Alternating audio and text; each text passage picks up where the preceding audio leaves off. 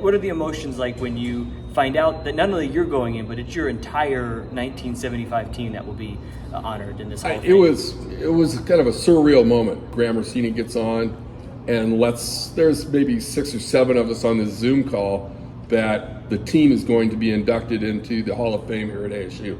And I mean, it was just, the emotions were just like, okay, just huge relief, and just to be recognized at that level with all the great athletes of all sports that have come before us, coaches, athletes, and things like that. And so there's been one or two other teams, but we're the first football team to go in. So guys were really excited about it. Some of the guys, their eyes were getting a little weepy and stuff like that. How close is that 1975 team still? Do you guys still talk regularly? What is that bond kind of like?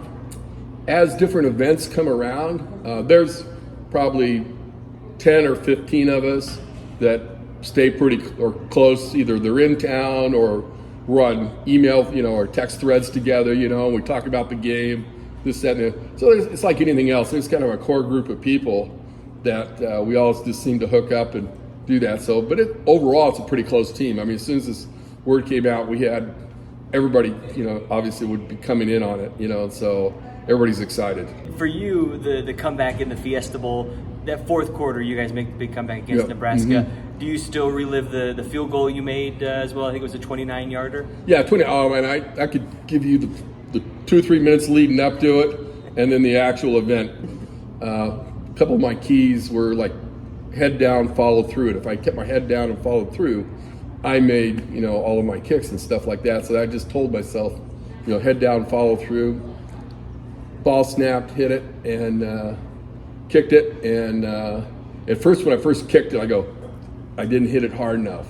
But when I looked up, finally, it was going up through. It was still going up when it went through the uprights. So and then of course, Bruce Hardy picked me up and was spinning me around. He's a big guy, and so I said, yeah, okay. Then we still had 2.5 minutes or so to go in the game. What was it like playing for Frank Kush, but also he's your dad? I mean, we people know the legend of Kush around here. So, I mean, it was interesting. On one hand, I probably had it a lot easier than a lot of the other players, just from the standpoint of I grew up with him. Me and my brother would go to prep. My brother David, we'd go to football practice.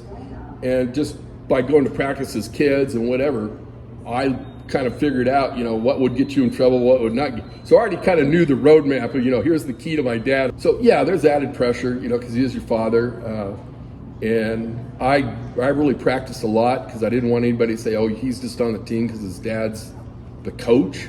Growing up with him, he was one of those guys that all he had to do is give you a look. Like your father gives you that look, like, you know when you screwed up, and then he just looks at you. That's all he has to do. And so on the occasions where I did maybe miss an extra point or a field goal, I'd come off the field, and he wouldn't, I don't think he ever yelled at me in a game or anything. He just would give me that look, like, and I knew that, that was enough said, okay. Is it surreal? I don't know if that's the right word, but is it surreal when you come to games you're still around the program, and you see your dad, he has the statue out front, and Frank Kush Field and things like that? Does it feel real, I guess, in a sense? Or is it? You know what? It feels just kind of an extension of home. And, there's,